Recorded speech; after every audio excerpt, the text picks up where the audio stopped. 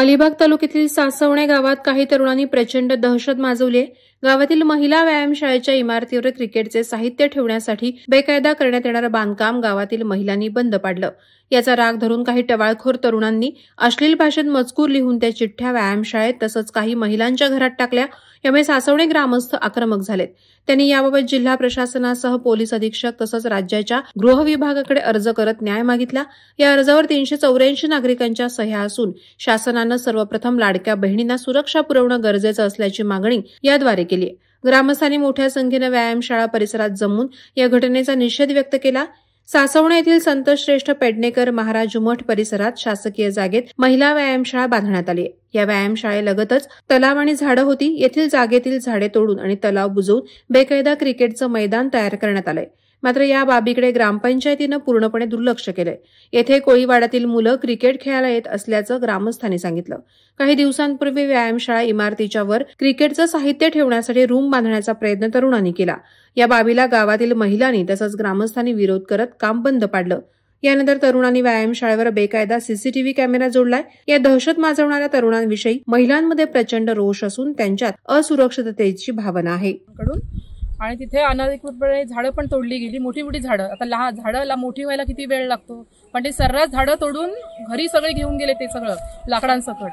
आणि ग्राउंड लगत नाला होता शेतकऱ्यांसाठी शेतीला पाणी जाण्याचा, तो पण त्यांनी पूर्णपणे बुंजवलाय. आणि ते सर्रासपणे सांगतात आम्ही कुठल्याही प्रशासनाला आम्ही घाबरत नाही अजिबात. मधील ग्रामस्थ महिला आणि इथे आज ग्रामस्थ जमलेले आहेत. आमच्या गावामध्ये महिलांसाठी एकदम महिलांचा एवढा गंभीर विषय झालेला आहे आणि तो आम्ही प्रशासनाकडे दाखल सुद्धा केलेला आहे. तरी पण आम्हाला तुमच्या मार्फत त्यासाठी न्याय मिळावा ही अपेक्षा आहे. म्हणून आम्ही तुमच्या प्रसार माध्यमातून आम्ही तुमची हेल्प मागत आहोत. भांडणाचा विषय म्हणजे असा काहीच नव्हता. इथे ग्रामपंचायतीची महिला व्यायामशाळा आहे, त्यालाच लागून एक बेकायदेशीर क्रिकेटचं मैदान इथे चालू करण्यात आलेलं आहे. पण त्या ग्रामपंचायतचं जरी ते असलं तरी तिथे कोळीवाड्यातील काही मुलं खेळण्यासाठी येत असतात. आणि ही जी महिला व्यायामशाळा आहे त्याच्यावर एक त्यांना रूमचं बांधकाम चालू होतं. ते आमच्या निदर्शनास आल्यानंतर आम्ही त्याला विरोध केला महिलांनी, ग्रामस्थ महिलांनी. आणि तसं आम्ही रीतसर पंचायतमध्ये जाऊन आमचा एक अर्ज दिलेला आहे महिलांच्या, इतर महिलांच्या ह्यांनी पण त्याच्यावरती काहीच दखल घेतली गेलेली नाही ग्रामपंचायतीमार्फत.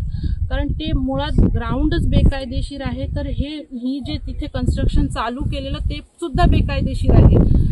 आणि त्याला विरोध केला म्हणून गावातील महिलांना धमकावणं, तुम्हाला दिसेल तिथे फटकवू, तुम्हाला घरात घुसून मारू, ग्रामस्थ जर ग्राउंडच्या मध्ये आले तर आमचं ग्राउंड अडवण्यासाठी असे आम्हाला धमक्या देण्यात येत आहेत. शिवाय महिलांना अश्लील अशा चिठ्ठ्या वगैरे नावानिशी इथे टाकल्या जात आहेत, जे महिलांसाठी खूप दुर्दैवाची गोष्ट आहे. आणि ह्यासाठी आमची पंचायत, ग्रामपंचायतमधले ग्रामसेवक किंवा सरपंच आम्हाला काहीही मदत करत नाहीयेत, ही आज आमची खंत आहे. तर यासाठी आम्हाला प्रशासनाने आणि आमचा ह्या संदर्भात गृह खात्याकडेही अर्ज गेलेला आहे.